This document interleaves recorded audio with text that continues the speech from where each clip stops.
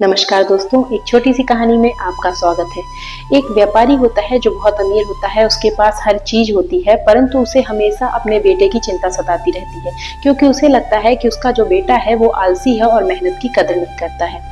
इसके लिए एक दिन वो अपने बेटे को अपने पास बुलाता है और उससे बोलता है कि अगर तुमने रात तक 1 रुपए कमा कर मुझे नहीं दिया तो तुम्हें रात का भोजन नहीं मिलेगा। यह सुनकर बेटा निराश हो जाता है और अपनी माँ के पास जाता है। माँ को उस पर तरस आ जाता है। माँ उसे 1 रुपए दे देती है। यह रुपए लेकर वह अपने पिता के पास जाता है। पिता बोलता है कि यह जो तुम 1 रुपए कमा कर लाए हो, इसे तुम कुएं में जाकर फेंक दो। बेटा ऐसा ही करता है। पिता समझ जाता है और पिता उसकी माँ को उसके मायके भेज देता है। अगले दिन फिर से यही दोहराया जाता है। वह अपने बेटे से बोलता है कि तुम अगर आज रात तक 1 रुपए कमा कर नहीं लाते हो तो तुम्हें रात का भोजन नहीं मिलेगा। इस बार वह लड़का अपनी बहन के पास जाता है और उससे 1 रुपए लेकर अपने पिता के पास वापस आता है। फिर से पिता वही बोलते हैं कि तुम ये 1 रुपए कुएं में जाकर फेंक दो। वह बेटा जाता है और कुएं में रुपए फेंक कर आ जाता है। पिताजी फिर से समझ जाते हैं और इस बार उसकी बहन को बाहर भेज देते हैं। तीसरे दिन फिर से वह व्यापारी अपने बेटे को अपने पास बुलाता है और बोलता है कि 1 रुपए कमा कर लाओ, नहीं तो तुम्हें शाम का भोजन नहीं मिलेगा।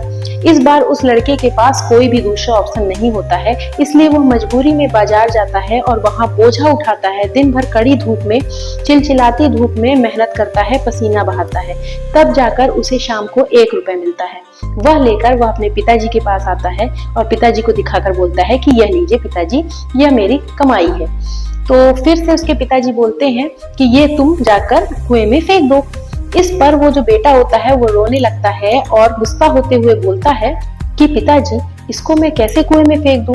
दिन भर कड़ी धूप में इतनी मेहनत करने के बाद मुझे ये रुपए मिले हैं और आप कहते हैं कि इसे मैं फेंक दूं, मैं कैसे फेंक दूं?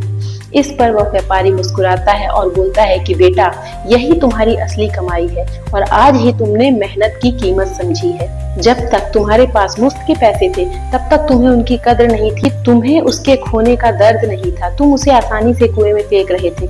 लेकिन जब ये तुम्हारी असली मेहनत की कमाई है तो तुम उसे फेंकने में घबरा गए। इसी संबंध में एक बहुत अच्छी बात कही गई है कि हमारे शौक तो हमारे पिता की कमाई से ही पूरे होते हैं, हमारी कमाई से तो मात्र हमारी जरूरतें ही पूरी होती हैं। धन्यवाद।